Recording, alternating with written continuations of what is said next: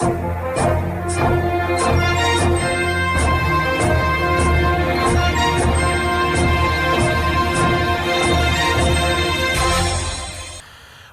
ogutaba ebibiina by'abakozi mu ggwanga ogwa National Organization of Trade Unions NOTU gusabye abakozi bonna mu ggwanga abatereka mu kitavu kya NSSF obutazinga mikono batuukirira abaka ba Parliament bawanjagire bayise ennongosereza mu tteeka ly'ekitavu ky'abakozi ekya NSSF abakozi mwe baagalira okufuna ebitundu 2 ku buli 100 ku nsimbi zaabwe. Abaka batula kakiiko ka Parliament akalondoola ekikula ky'abantu kyategerekese nti bamaliriza okukola alipoota yaabwe ku nnongosereza mu tteeka ly'ekitavu ky'abakozi ekya-NSSF mwe bakkiririza abakozi okufuna ebitundu 2 ku buli 100 ku nsimbi zaabwe mu kitavu ekyo kavuna baba nga bawezezza emyaka 45 egy'obukulu ate nga baterese mu kitavu kino okumala emyaka 10. Abaka akakiiko kano era bakkaanyiza nti abakozi abaliko obulemu ku mibiri gyabwe baweebwa ebitundu 50 ku buli 100 ku nsimbi zaabwe okuva mu kitavu ekyo kavuna baba nga baterese mu kitavu ekyo nga bawezezza emyaka 10 mu kitavu ate nga baweza emyaka 45. Mu mbeera eno ensonda zitegeezezza Kyabasa nti ababaka mu alipoota eno basazeewo nti oluvannyuma lw'ebbaga ery'okuyisibwa Paalamenti y'eggwanga minisita avunaanyizibwa ku kitavu kino aweebwa emyezi 2 okufulumya okulambika okw'enjawulo ku ngeri abakozi abatuusizza emyaka 45 ate nga bawezezza emyaka 10 mu kitavu ekyo gye banaafunamu ensimbi zaabwe. Akakiiko ka Paalamenti kano era ensonda zitegeezezza nti kagaanye ekiteeso ky'omukulembeze w'eggwanga mwe yali agalira minisitule y'ebyensimbi ebeevunaanyizibwa ku kitavu ekyo. Ababaka ku kakiiko kano basazeewo nti obuvunaanyizibwa ku kitavu ky'abakozi ekya-NSSF busibwe mu minisitule y'ekikula ky'abantu kubanga yeevunaanyizibwa ne ku bakozi bonna. Ensonda era zitegeezezza nti ababaka akakiiko ako bagambye nti minisitule y'ebyensimbi okugikwasa obuvunaanyizibwa obw'okuddukanya ekitavu ky'abakozi emirimu gijja kugidobonkanako kubanga yo buli lwetunula mu kitavu kino n'erabayo ensimbi eziri mu kitavu ekyo ejja kulowooza kimu kyakuziggyayo ezikozesa emirimu gya gavumenti.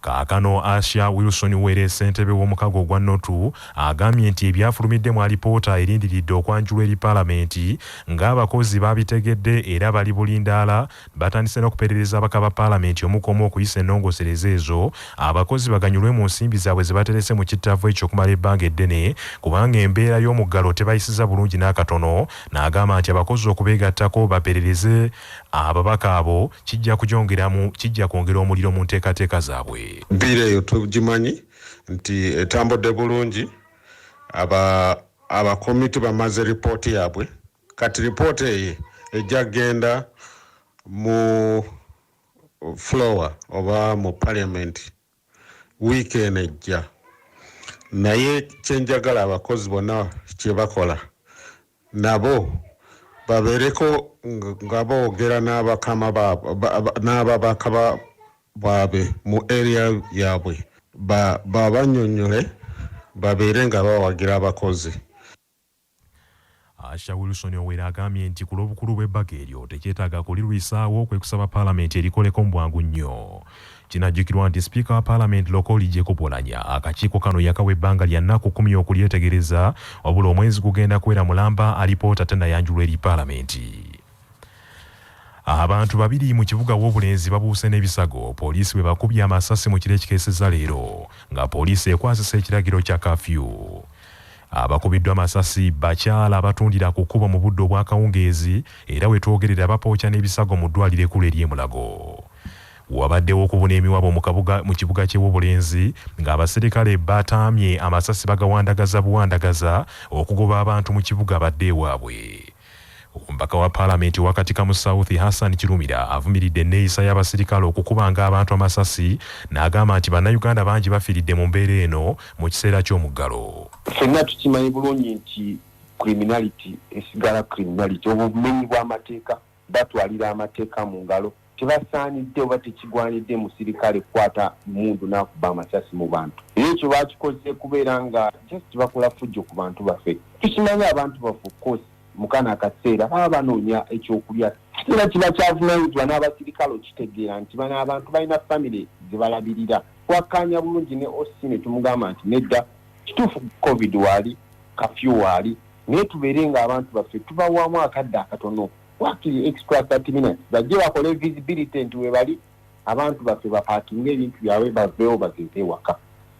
Omubaka ono mu ngeri y'emu anenyeza ab'ebyokwerinda mu nkambi y'amagye y'ebbombo abalemesezza ambyulensi etutta abalwadde mu ddwaliro erisangibwa mu nkambi eno nti kubanga ebaddeko ekifaananyi ky'omukulembeze wa NUP Robert Kyagulanyi ate nga amagye tegalina kwetabula mu byabufuzi. Naye kyatewunyisizza tewayiseewo na ddakiika 3 abantu bano batundira ebweru ku tonninnyira ne batandika okuyiwa ebintu byabwe bibatunda bigere nyama amata abafumbira awo. Kati ekyatwewunyisizza omusirikale omu ku basirikale ba Osina kuba amasasi mu bantu era okukakkana nga abantu babiri abakubye amasasi ne tuyita ambulance y'omubaka wakati kamu Kirumira n'emutwala ebbombo. Naye ate ekyasinze otwewunyisa ne ambulance okuyingira mu ddwaliro ebbombo baagiganye olw'okuba kuliko ekipande kya Kyagulanyi. Omwogezi wa poliisi mu bitundu bya Savana Ayisa Semwogerere ategeezezza CBS nti ensonga eno wakugyogerako gye bujja. Enkola ya poliisi okukubanga abantu amasasi nga yeerimbise mu kiragiro kya Curfew eyongedde okulanda nga ne gye buvuddeko katono omuduumizi wa poliisi Ensanje Medali Asiimwe yakuba omuntu amasasi agaamutta nga yeefudde akwasisa ekiragiro kya Curfew. Abasawo mu ggwanga mu kibiina ekibatabaye kya Uganda Medical Association balangiridde nti okutandika n'enkomerero ya sabbiiti ejja bagenda kwediima singa gavumenti teteeka mu nkola bweyamo bwayo obw'okuliyirira abasawo abafiiridde mu lutalo lw'okulwanyisa COVID. Abasawo bano omwezi ogw'omunaana abawandiikira ebitongole bya gavumenti ebikwatibwako ensonga omuli minisitule y'ebyobulamu, paalamenti, minisitule evunaanyizibwa ku bakozi ba gavumenti ya public service era nga yeekola ku misaala gy'abakozi ba gavumenti nga balabula nti ku bbanga ery'ennaku 9 gy'emyezi 3 singa gigwako nga tebannaba kufuna nsimbi ez'abasuubizibwa bagenda kwediima nga kaakano ebbanga eryo libulako ennaku 5 naye nga tebannafunayo yadde omunwe gw'ennusu. Abasawo bano bagamba nti gavumenti tefuddeyo kuliyirira basawo abo abaafiirwa abantu baabwe abaafiira mu lutalo lw'okulwanyisa ekirwadde kya COVID-19 nga bo kye baagala ye gavumenti eriyirira ab'enganda z'abasawo abo ate ng'eriyo n'abasawo balala bangi abakwatibwa ekirwadde kino gavumenti beesaana okuliyirira. Ministry ey'ebyobulamu erina ensimbi ezimanyiddwa nga risk allowances zeyina okusasula abasawo n'abantu ab'enjawulo abali mu bulabe bw'okukwatibwa endwadde enkambwe nga bali ku mirimu gyabwe kyokka nti ensimbi zino tezaakozesebwa kudduukirira abali mu lutalo lw'okulwanyisa COVID. Abasawo bano era baagala gavumenti etuukirize obweyamo bwayo ku nnyongereza ku misaala gy'abasawo nga obweyamo buno buzze bwogerwako okuva mu mwaka 2017 naye nga tebuteekebwanga mu nkola. Dr. Mokuzi Muhereza, Ssaabawandiisi w'ekibiina ekigatta abasawo ekya Uganda Medical Association, agambye nti n'omuwendo gw'abasawo mu ggwanga gukyali mutono ddala ku bitundu 6 ku buli 100 byokka, so nga gavumenti ezze basuubiza okwongera ku muwendo gw'abasawo naye nga n'okutuusa kaakano teyeenyeenya. Bano bagamba nti bannaabwe abasukka mu 2007 baakwatibwa ekirwadde kya COVID-19 nga bali ku mirimu era n'alabula n'abalala bangi abasukka 50 baafa ekirwadde kino olw'obutaba na byetaago bimala mu malwaliro n'enkola endala eziyinza okubatangira okukwatibwa olumbulege. Dr. Mukuzi Muhereza agambye nti newankubadde ekirwadde kino kyakkakanyeemuko mu ggwanga lino tewali bujjumbize bulaga nti abasawo bafiibwako yadde n'akatono bwe kati wadde ekiraga nti gavumenti efaayo okutangira ekirwadde kino okusaasaana awatali kuteekawo muggalo ku ggwanga. Lockdown oba omuggalo wandi bali kukola bintu bibiri. Ekisooka kwe kwetegeka kyetutalaba kati twetegeka bulungi ebyokukozesa nga okuteekako abantu babona banalwaliranga ensolusi n'amalwaliro awansi okuga preparinga bulungi ebyo tetubiraba. Ekyokubiri gavumenti yandibadde nga guli omugalo ogusooka yandibadde nga yategeka naye ekirabika omanye mukatawo twatuuka n'awantu osanga nti tetukyalinayo na mulwadde n'omu era ne woodi ezimu ne bazigala ndowooza twayibaala tugamba nti kino tukirinye ku nfeete. Tusaba gavumenti singa abaddeko nnyingi twandibadde tulwana tutya kyetutalaba kati. agambye nti bannaabwe abaakosebwa ekirwadde kya COVID-19 kyava ku butafuna bikozesebwa bimala nga bali ku mirimu gyabwe so nga n'ebitongole ebirina okutuusaayo ebyetaaga oluusi bibituusa kikeerezi. Kaweefube wa Kyabasa okwogerako n'abakulu mu minisitule y'ebyobulamu okutangaaza ku kikyalemesezza abasawo bano okufuna ensimbi zaabwe ez'okubaliyirira n'ab'enganda z'abasawo abaafiira mu lutalo lw'okulwanyisa COVID-19 okubaliyirira. Kaweefube waffe akyagudde butaka. Manya obubona obuddo obw'eddembe lyo tonyigirizibwa ddembe lyo ery'obwebanga. Omuntu wa ddembe okusaba kooti okukyusa omulamuzi awuliriza omusango gwe nga munnamateeka David Bakista Bakibinga bw'annyonnyola. Bw'oba tokkiririza mu mulamuzi olina ensonga era n'obujulizi nti alimu kyekubira oba ng'alina oluganda ku bantu bonna b'oguddeko emisango. Ssemateeka egamba nti kooti zinaatuulanga nga zeetengeredde naye omuntu wabeera mu oluganda okwetengerera n'obutabamu kyekubirira kiba kikosebwa.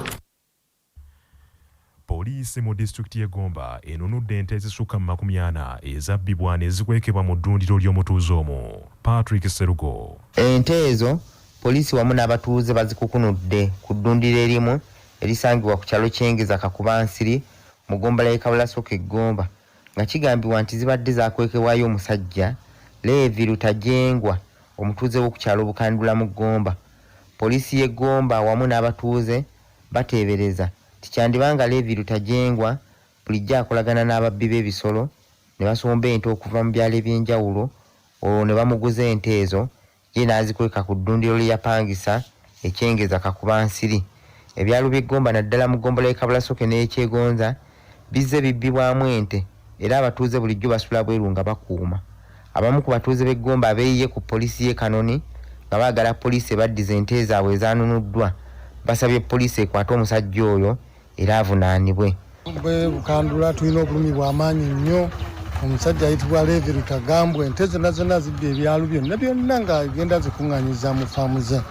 Abantu b'e Gomba tulina obulumi bunene nnyo olw'omutuuze omu nga w'e Bukandula Levi Mutajengwa okutulwalira ente zaffe ez'abanaku ng'ate tuyita mu bulumi zifuna abamu abakadde tebakyasobola nazizzaawo yazitwala baazirya twekubira endulu ku poliisi naye tebannaba mufuna kumukwata. Omunaku yalina akata kamujjambu nakubwe ate kamuggyibwako ne kabbibwa.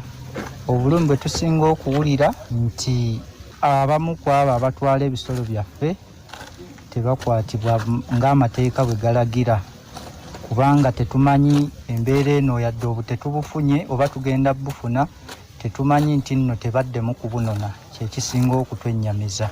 Omuduumizi wa poliisi mu disitulikiti y'e Gomba Erimu Richard agambye nti essaawa yonna omusajja Levi Lutajengwa bagenda kumukwata kyokka n'agamba nti obuzibu bwe balina bwe bw'okuzuula bannyini nte abatuufu olw'okuba bangi tebalina bukakafu bulaga nti zaabwe. Ku lwa CBS nze Patrick Serugo.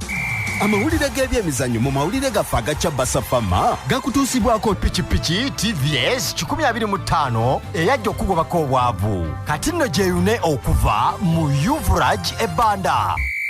Ekibiina ekiddukanya omupiira mu bitundu bya Buganda wansi wa FUFA ekya Buganda Region Football Association kikakasizza nti liigi ya sizoni ya 2021-2022 egenda kutandika nga 4 Desemba w'omwaka guno. Kino kidiridde FUFA okulangirira nti ttiimu zonna 8 ez'omutendera guno za kutandika wakati wanga 3 nenga 11 Desemba w'omwaka guno. Buganda Region Football Association erekakasizza nti liigi nga tennatandika bagenda kusooka kubeera n'ensisinkano ne bassentebe n'abakulira ebyemirimu club zonna ezigenda okuvuganya nga 3 Novemba omwaka guno bateeseeku basooke bakube ttooki mu liigi eno. Mu mbeera y'emu abakulu mu Buganda Region Football Association bakakasizza nti bakuteekateeka omusomo ogukwatagana n'ebyokwerinda ku bisaawe nga 26 okutuuka nga 28 Novemba. Liigi eno yakwetabwamu kiraabu 23 mu bibinja 2 ekyakatonga ekigenda okubeeramu ttiimu 12 n'essezibwa ekigenda okubaamu ttiimu 11. FUFA yalagidde kiraabu zonna ez'okumutendera guno okuweereza ebiwandiiko byazo ebiraga obwannannyini n'obukulembeze bwa kilaabu wakati wanga 1 nenga 12 Novemba ate ng'ensengeka y'emipiira esuubirwa okufulumizibwa nga 15 Novemba. Amawulire okuva ebweru w'eggwanga. olukuŋŋaana ttabamawanga olukwata ku kukuuma obutonde bw'ensi lutandika olwaliro mu kibuga Glasgow ekya Scotland. Amawanga gonna gye gagenda okuteeseza ku birina okukolebwa okutaasa ensi akatyabaga keeyolekedde. Olukuŋŋaana luno luyitibwa COP26 era lutegekebwa kibiina ky'amawanga magatte lwetabwamu amawanga agakunukkiriza mu 200 era buli ggwanga liweereza omukiise.